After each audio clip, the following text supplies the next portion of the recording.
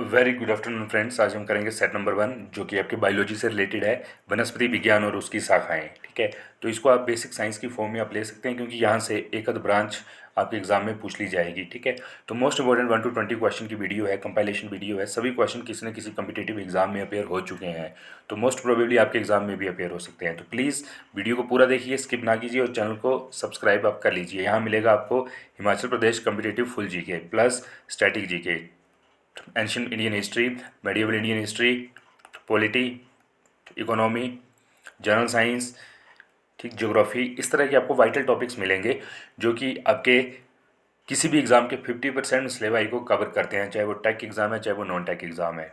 ठीक है, तो प्लीज़ आप चैनल को सब्सक्राइब आप कर लीजिए। स्टार्ट करते हैं आज का फर्स्ट क्वेश्चन। जीव विज्ञान शब्द का प्रयोग सबसे पहले किसने किया? ठीक है, तो जो जीव विज्ञान है इसका सबसे पहला जो प्रयोग है वो किया था लेमार्क और ट्रेवेरेनिस ने। ठीक है, ऑप्शन डी यहाँ पर आपका राइट हो जाएगा। ठीक है, आगे मूव करते हैं सेकंड क्वेश्चन।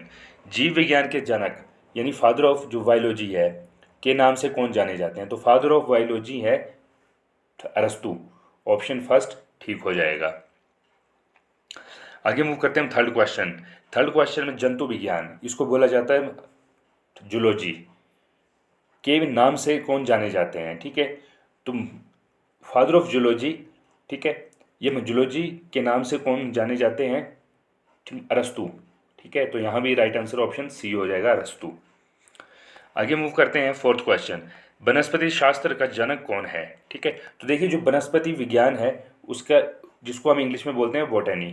ठीक है, तो जो बॉटनी के फादर हैं वो है थियोफ्रेस्टस। ठीक है, तो ऑप्शन फर्स्ट आपका ठीक हो जाएगा, थियोफ्रेस्टस। ओके, आगे मूव करते हैं फिफ्थ क्वेश्चन। फिफ्थ क्वेश्चन में चिकित्सा शास्त्र का जनक किसे कहा जाता है? तो जो मेडिकल साइंस है इसका जनक फादर माना जाता है हिपोक्रेट्स को। ठीक है, तो हिपोक्रेट्स राइट आंसर हो जाएगा, ऑप्शन सी। आगे मूव करते हैं बॉटनी शब्द की उत्पत्ति कहाँ से हुई है और किसे कहा जाता है? तो देखिए जो बॉटनी शब्द है बेसिकली वो ग्रीक लैंग्वेज का वर्ड है, तो राइट आंसर हो जाएगा यहाँ पर आपका ऑप्शन डी ग्रीक। ठीक है, तो right answer option D Greek. Okay, आगे मूव करते हैं सेवंथ क्वेश्चन। हिस्टोरिया प्लैनेटरम पुस्तक, तो जो हिस्टोरिया प्लैनेटरम पुस्तक है, बुक है, उसके लेखक कौन है? तो हिस्टोरिया प्लैनेटरम के जो ऑथर हैं, राइटर हैं, वो है थियोफ्रेस्टस।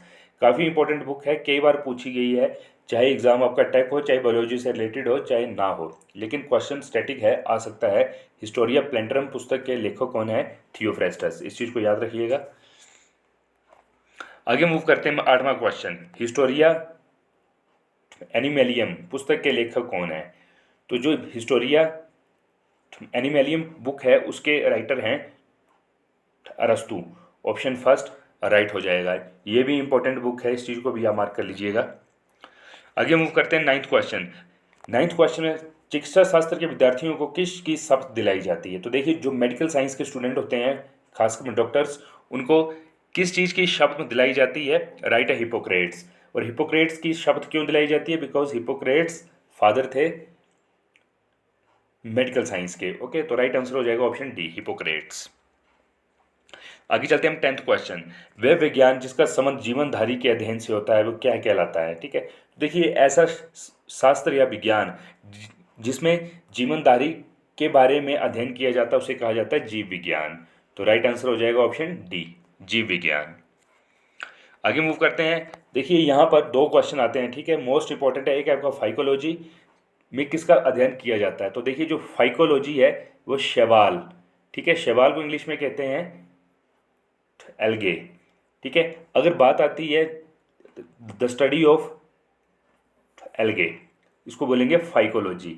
अगर फंगाई की बात आती है तो उसको बोलते हैं फाइकोलॉजी। इस चीज़ को याद रखिए, एक फाइकोलॉजी और एक माइकोलॉजी है। शैवाल यानी एल्गी, इसे कहा जाता है फाइकोलॉजी, इसकी स्टडी को।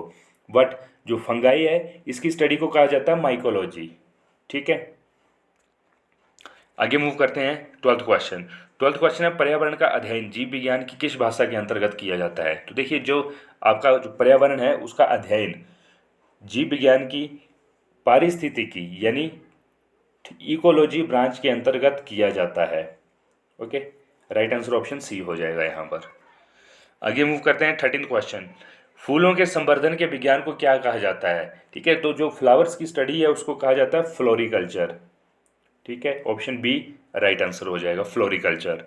आगे मूव करते हैं 14th क्वेश्चन। देखिए 14th क्वेश्चन अगेन इंपॉर्टेंट है और कई बार इस तरह का क्वेश्चन पूछा गया है, ठीक है।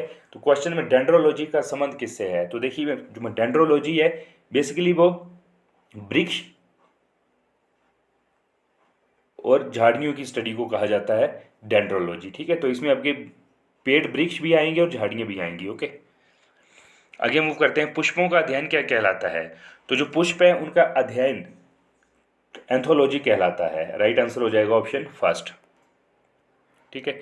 आगे चलते हैं, जीवाश्म वनस्पति विज्ञान में अध्ययन किया जाता है क्या, ठीक है। तो देखिए जो जीवाश्म वनस्पति विज्ञान है उसमें अध्ययन किया जाता है जीवाश्मों को यानी फॉसिल्स को, ठीक है। ऑप्शन बी राइट आंसर हो जाएगा आपका। आगे मूव करते हैं 17th क्वेश्चन, वनस्पति संवर्धन से संबंधित विज्ञान की शाखा को क्या कहा जाता है, तो देखिए जो वनस्पति संवर्धन से संबंधित विज्ञान की शाखा है उसे कहते हैं हॉर्टिकल्चर, ठीक है। तो राइट आंसर हो जाएगा हॉर्टिकल्चर। चलते हैं नेक्स्ट क्वेश्चन 18वें क्वेश्चन की तरफ, जीवों एवं वातावरण की अंतर अभिक्रिया से संबंधित जीव विज्ञान की शाखा क्या कहलाती है, तो जीवों व वातावरण की अंतर अभिक्रिया से संबंधित जीव विज्ञान की शाखा कहलाती है पारिस्थितिकी, ठीक है, यानी इकोलॉजी, इंग्लिश में कहा जाएगा इसको इकोलॉजी। तो राइट आंसर ऑप्शन बी हो जाएगा पारिस्थितिकी।